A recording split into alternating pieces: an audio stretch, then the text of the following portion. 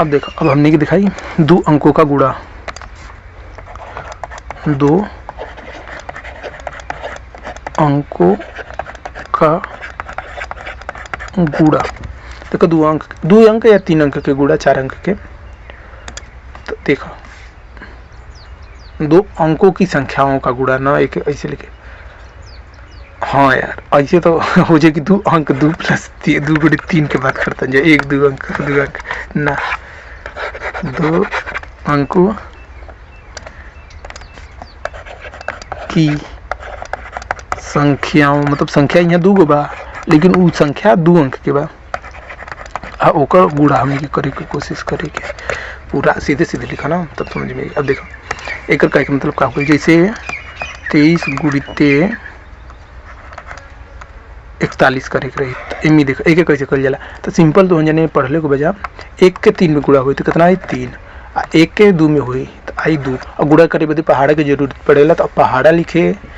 तो जाने के लाइव वीडियो एक बार बनैले रहनी, तो उम्मी बतैले रहनी, तो वो वीडियो में देख सकेला जा, या फिर कब तो बता दें, लेकिन अगला वीडियो में बताए, ये वीडियो में ना बताए, ये वीडियो में ना बताए, बल्कि ये वीडियो में बताए तो लंबा हो जाए, तो पहाड़ा लिखे अगला वीडियो में बताए। चलो तो है देखो 1 के 2 में 1 के 3 में कैला तो 3 आयल, 2 के 1 में कैला तो 2 आयल, ठीक बा। अब देखो अब का कल जाला कि 4 के 3 में कल जाला ना, तो 4 के 3 में कल जाला, जोन मान आई 4 3 12 आई ना, 12 आई, तो 12 के 2 यहाँ लिखा 1 अंक छोड़ के, और फिर हई हासिल में चल जाए, और फिर 4 के 2 में हुई तो 8 आई, तो 8 में हई 1 जोड़ दिया, हई वाला 1, तो कुल 9 मान आई, तो 9 के मान यहाँ लिखा, अब 1 जोड़ दिया, तो 3 में कुछ ना जोड़ी, सीधे सीधे जोड़ा जाए तो 3 आई, और 2 में 2 जोड़ाई 4 आई, आई में 9 में कुछ ना जोड़ी, इसके ऊपर नीचे कुछ नहीं किया, तो 943 आई। तो का इतना माना था, तो एक बार देख लो 23 गुणिते 41, अरे यार 23 गुणिते 41 करे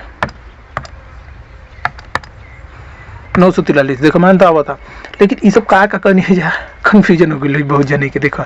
पहले का नियम बने नहीं है जा कि हेकर हेमी करके यहाँ लिखा, हेकर हेमी गुड़ा करके यहाँ लिखा, ठीक बा, इतना तो समझ में आता। लेकिन जब हेकर हेमी करनी है जा, तो यहाँ देखो 2-3 नियम काम कैला सा, हेके हेमी करके जो इकाई वाला 12 आइला जैसे मान, तो एक इकाई वाला मान के यहाँ लिखल जाता 1 अंक छोड़ के, तो यानी हेकर हेमी हुई तो 1 अंक छोड़ के मान लिखाई, और एमी से अगर 2 अंक की संख्या मिला था, जैसे 12 में 2 अंक की संख्या मिला तो 1 अंक यहाँ लिखाई, 1 अंक के ना लिखाई,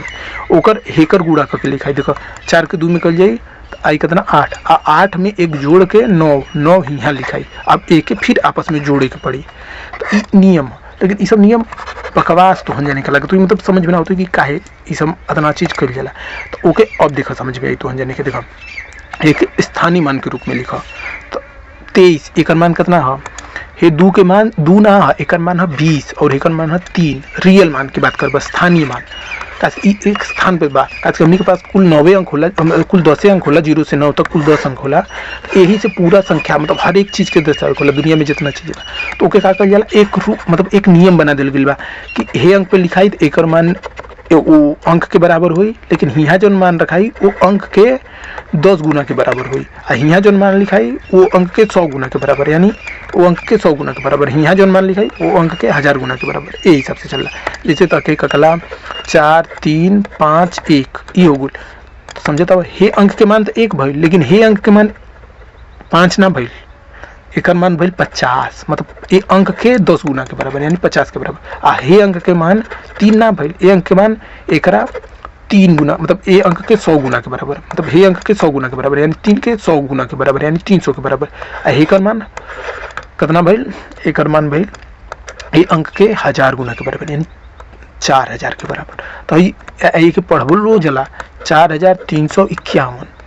ये चीज़ तो हम जाने रट ले लो के बजाय, मतलब याद कर ले लो के बजाय, हर समय एक जब भी हम पढ़ेंगे हम तो 4351 पढ़वा जा, तो 4000 एक पढ़वा, एक 300 पढ़वा, कैसे एक वैल्यू 300 है, एक वैल्यू 4000 है, ए से एक 4300 आ एक 50 है, एक 1, तो 50 एक 51 होला, तो एक से डायरेक्ट एक 51 पढ़ दिया, एक अलग अलग 50 और 1 ना पढ़ दिया, एक 4350 1 ना पढ़ के 4351 पढ़ दिया, ये 2 अंक के एक साथ मिला के पढ़ लिया, कैसे ज़्यादातर ये अंक मतलब 100 तक के अंक की जरूरत पड़ेला, तो एक साथ मिला के, लेकिन है कि अलग अलग भी मतलब जरूरत पड़ते रहेला, तो हमने के अपना हिसाब से करते रहे जैसे चेंज वेंज, लेकिन एक कैसे पढ़ सकेला, एक 2 तरीका से पढ़ सकेला, लिख दियो देता नहीं, एक 2 तरीका से। एक तरीका हो गल 4351 एक ऐसे पढ़ सकेला या यही चीज के ऐसे भी पढ़ सकेला 4351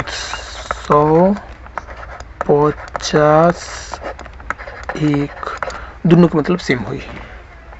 दोनों का मतलब सेम हुई, एक मतलब सेम बा। ये चीज हो गई, लेकिन तो हाँ ये चीज हो गई, लेकिन अब हे के देखो हे गुड़ा हमने के करे वाला रहनी ना, तो गुड़ा में देखो 23 बा, तो 23 का मतलब का भइल 20 और प्लस 3 बा, ठीक बा ना। और है 41 बा, 41 का मतलब का भइल 40 और 1 बा, समझ गए जाना, एक मतलब ई भइल। अब देखो एहू के गुड़ा करे के बा, समझता हो ना, तो गुड़ा करे के बा तो पहले ही 1 के 3 में करबा, तो ये तो 3 आइल इकाई के जगह पे, ठीक बा, समझ में आ गई। लेकिन जब 1 के 20 में करबा तो 20 के 1 में करे के मतलब का भइल, यो चीज़ ध्यान दो। एक अभी मिटा देता नहीं, हाँ कि एक रही दो, हाँ देखो, लेकिन ये चीज़ के जगह कम पड़ा था यार, का बताइए, रुको, ये चीज़ के हमने के ना जगह कम पड़ा था, अरे यार हाँ देखो, एक हमने के हटा के इधर कहीं रख दी जाए, इधर जगह बा ना, हाँ यहाँ जगह बा, एक यहाँ रख दो, वहाँ से हटा दो। अब देखो, अब कलम पे अब देखो 1 के 3 में करेंगे 3 आइल, एक के जब 20 में करेगा तो एक मतलब का 20 के एक बार जोड़ होता, गुड़ा का मतलब भी तो गुड़ा का मतलब ये होला ना कि कई बार जोड़, तो 20 के एक बार जोड़ होता तो 20 आई, यानी यहाँ 20 आई प्लस बात प्लस रहे दो। अब देखो 40 के जब 3 में कर जाए तो करना माना 40 के 3 में कर जाए तो कहे का मतलब कि कहला 3 के 40 बार जोड़ करो, 3 के 40 बार जोड़ के मतलब कि 3 + 3 + 3 ऐसे ही 40 बार, या फिर गुड़ा में क्रम से फर्क ना पड़े तो एक कह सकल 40 के 3 बार जोड़ करो, गुड़ा का मतलब जोड़े होला कई बार जोड़, तो यही वाला चीज़ आसानी से समझ में जी। 40 के 3 बार जोड़ करबो तो 40 40 80 80 30 80 और 40 120 हो जाए ना, तो 120 मान लो यहाँ लिख दो, इकाई के अंक से हाथ के लिए ठीक है 120 और प्लस। अब ये के देखो 40 के 20 में करबो तो कितना माना 40 के 20 में, तो 40 के अगर 20 बार ऐसे ही जोड़ब तो जाना तो कितना माना 40 और 20 के करबो तो 4 4 4 0 एक अलग काम करेला, तो अगर 4 दूना 8 ये जाना तो 800 के बराबर आई, जोड़ के देख सकेला जा, तो 800 आई तो वो 800 यहाँ लिखाई, ठीक बा। अब देखो अब यही के टोटल के जोड़ दिया, तो देखो है 3 है 0 इकाई के अंक के साथ जोड़ेला, तो कोनो के साथ ना जोड़ी 3 3 नहीं रह जाए। अब देखो है 2 दहाई के अंक के साथ जोड़ी, तो यहाँ दहाई के अंक में दहाई के अंक कुछ नहीं खे, कसके के पैसे सोल्टावल बताई एक साथ जोड़ी तो कितना आ जाए 2 और 2 4 आ जाए। अब देखो है सैकड़ा के अंक के साथ जोड़ी, कैसे सैकड़ा के माने कर तो सैकड़ा के साथ यानी 800 के साथ जोड़ी तो ये हो जाए 900, यानी हमने के पूरा मान इतना आ गया। तो एक चीज़ देख लो है तो रियल हो गई बेसिक चीज़, है फास्ट चीज़ हो गई, लेकिन ये बहुत ज़्यादा फास्ट हो गई बा, इतनी चीज़ से तू ना समझ सकल, एक स्टेप और एम बढ़ावे के पड़ी तब समझ भी। तब देखो है तो सीधे स्थानीय मान है, तो एक तो 20 + 3 गुणित 40 + 1 ऐसे लिख सकेला कि मान लो ब्रैकेट में कर दम, ऐसे कोनो फर्क नहीं पड़े वाला। एक देखो 20 + 3 ई बा, अब देखो है जो 120 बा और ई बा, तो एम देखो 2 चीज़ होता, हे अंक के साथ जोड़ने जा, तो एक पहले ही जोड़ दो ना, पहले ही जोड़ दो, लिखते समय यहाँ देखो यहाँ जब है के आइला 4 3 12 120 है वाला मान आइल है, और वही 4 दूना 8 आइला, तो 8 आइला तो 8 आना आइला 800 आइला 800 ई 800 मान आइला, और वही 120 मान आइला, तो ये 8 और एक साथ जोड़ गया, तो एक ऐसे भी लिख सकेला। एक देखो एक ऐसे ना लिख के ऐसे लिख सकेला, सबके 20 के नीचे लिख दो, फिर 120 लिख दो, फिर 800 लिख दो, ऐसे भी तो लिख सकेला सबके ऊपर नीचे के। तो देखो 3 के साथ कुछ ना भइला,